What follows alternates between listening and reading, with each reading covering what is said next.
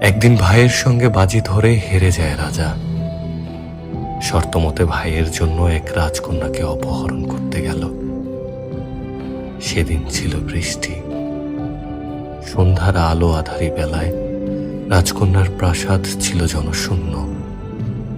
রাজা এক কামরায় ওত পেতে থাকে রাজকন্যাকে তার কলুষিত স্পর্শে অপবিত্র করার অপেক্ষায়। কামরায় ছিল মৃদু আলোর ছটা। দীর্ঘ প্রতীক্ষার পর এলো সেই মুহূর্ত। রাজকন্যার পা পড়ে কামরায়।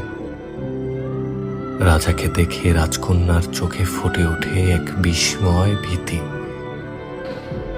কাপা স্বরে প্রশ্ন করে, কে আপনি? খালি বাড়িতে কেন ঢুকেছেন?